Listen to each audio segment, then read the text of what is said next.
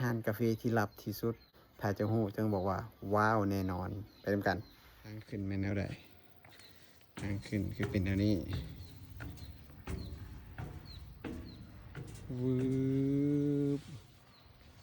เอานี่ทางขึ้นเด้อนี่เด้อบอกเลยว่ามีหอบ หอบไปแฮกก็จะขึ้นมาฮอดนะห้านกาแฟถึงอากาศ ถึงปลายไม้เดี๋ยวไปประมาณ20 เมตรนะห้านกาแฟลอยฟ้า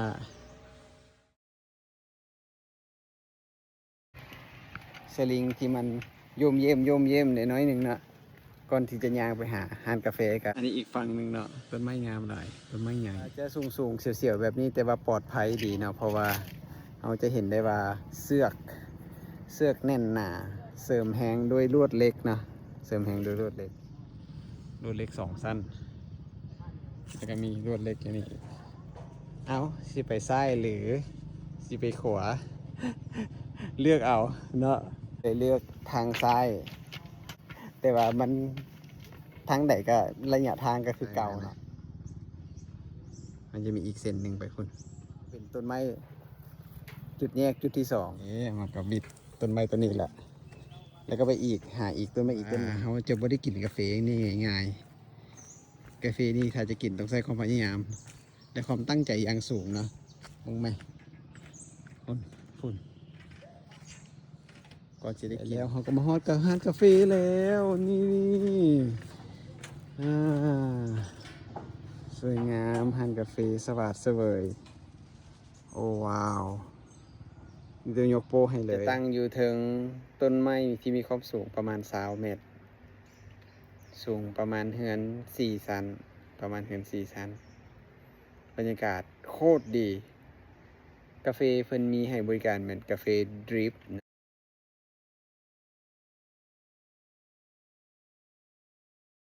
บรรยากาศดีหลายภายนี้สามารถขึ้นไปเบิ่งวิวอีกได้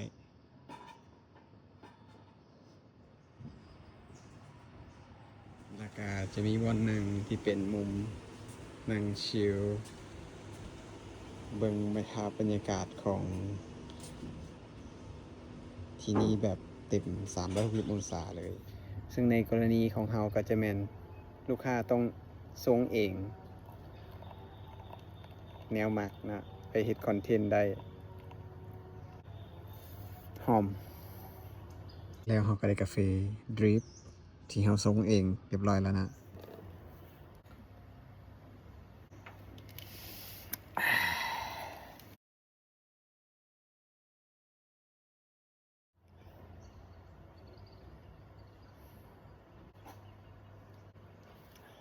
กินกาแฟแล้วว่าสิขึ้นไปเบิ่งวิวอยู่ถึงแต่ว่าขี้ค้าน ก็เลยต้องย่างทางอีกฝั่งนึงก็จะเป็นเส้นยาวๆเนาะขึ้นมาฮอดต้นนี้แล้วก็ต้องไปฝั่งนั้นไปพูนเดี๋ยว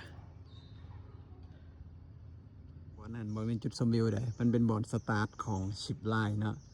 10 ไลน์นี่เห็นเส้นคุณว่าเพื่อขี่ลงไปลุมบอลห้านอาหารตอนนี้จะเป็น11:45เนาะแต่ว่าถ้ามันอยู่นอกน่าจะฮ้อนหลายแต่ว่าอยู่ถึงนี่ถือว่ายัง ยังเย็นสบายเลยเนาะยังเย็นสบายและ